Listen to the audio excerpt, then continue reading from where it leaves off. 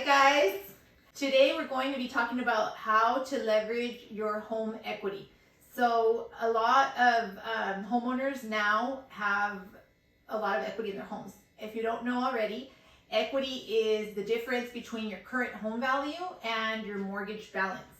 So it's basically like the profit you already have in your home and what do you do with it. It's not something you can touch, it's not something that you can feel, but it's definitely there. And so everyone's like, well, what do I do with this? It's hundreds of thousands of dollars. What could I do with this to better my situation? And today I'm just going to go over, I'm going to say two, but as I'm talking, I might come up with other scenarios, but two that I can think of right now that are the most common is one, using that equity to get you into maybe a better home or a step up from the home that you have now.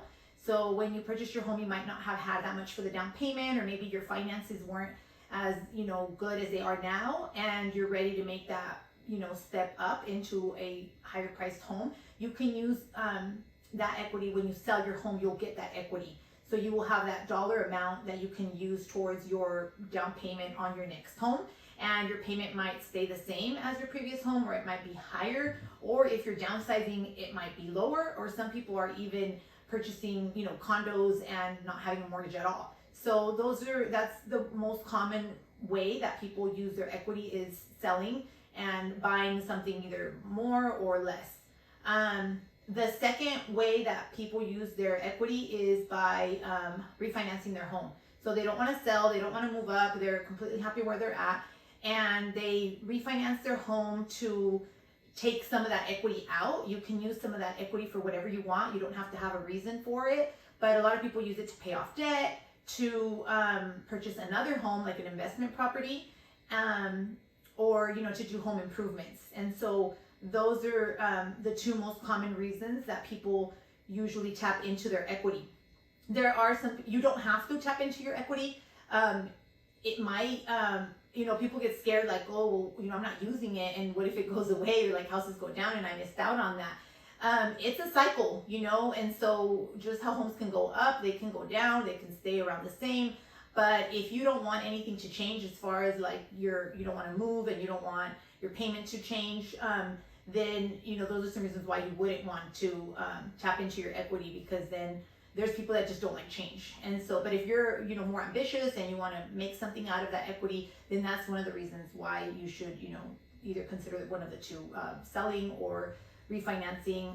And then if you just want to have your equity for an emergency and have it available right away, the third thing you can do is you can get a home equity line of credit. So a home equity line of credit is totally different than refinancing, because you don't mess with your current mortgage. You get a credit card basically, and you're carrying around your home equity with you. So it's a credit card that is backed by your home, and it's kind of like a second mortgage. But if you don't use it, you don't pay on it, and so it's only there for an emergency. So if a good deal comes up on something you want to buy and you want to tap into your equity, you can use your home equity line of credit. You just have to be aware that most home equity lines of credit are not fixed interest rates. They are variable interest rates.